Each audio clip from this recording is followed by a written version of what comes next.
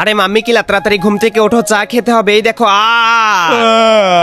আরে তোমার মাথায় নীল রঙের 2টা করস চিহ্ন উঠেছে। আরে কি তোমার মাথায় দেখি 4টা লাল রঙের করস চিহ্ন উঠেছে। আহা আরে এটা আবার কি? আরে কোথায় তোমরা, কোথায় কোথায়? আরে রাজু কি হয়েছে? দেখ না আমাদের মাথায় এটা কি উঠেছে। আরে হ্যাঁ রাজু দেখো আমার মাথায় একটা কালো চিহ্ন উঠেছে। আরে বুঝতেছি না আমাদের পরিবারের সবার সাথে এটা কেমন হচ্ছে। দেখো আমার মাথায় টিক চিহ্ন উঠেছে। আরে আমাদের এখন কি হবে? ইমাম সাহেব আপনি কোথায়? ইমাম সাহেব এখন না আমাদের পরিবারের সবার মাথায় বিভিন্ন রঙের করস চিহ্ন উঠেছে। এইটার মানে যার কপালে যত উঠেছে তার কাছে তত ঘন্টা সময় আছে, বুঝতে পারলে সে তত ঘন্টা পরে মারা যাবে। আরে ইমাম সাহেব আপনি এটা কি বলতেছেন? তোমার হাতে আর বেশি সময় নেই, তুমি একটু পরে মারা যাবা, দেখতে পেও, ঠিক আছে? আরে কি বলতেছেন এটা? তাহলে তাড়াতাড়ি বাসায় যাই। আরে ভাইয়া মাম্মি কিলারা দাদি তো একটু আগে মারা গিয়েছে, বুঝতেছি না তাদের সাথে কি হলো। আরে কি একে একে সবাই মারা গিয়েছে? আমার হাতে মনে হয় অল্প একটু সময় আছে, এখন তো মনে হচ্ছে আমিও মারা যেতে পারি। চলো তাড়াতাড়ি শেষ ওয়াক্তে কিছু নামাজ পড়ে নি। তুমি যদি এই ছবিটাকে মন থেকে ভালোবেসে থাকো তাইলে একটা লাইক একটা সাবস্ক্রাইব করো, যদি না করো তাহলে আমি বুঝে যাবো তুমি ছবিটিকে ভালোবাসো না। তুই মন থেকে নামাজ পড়েছিস এবং আল্লাহর কাছে দোয়া চেয়েছিস, এই জন্য আল্লাহ তোর হায়াত অনেক বেড়ে দিয়েছে।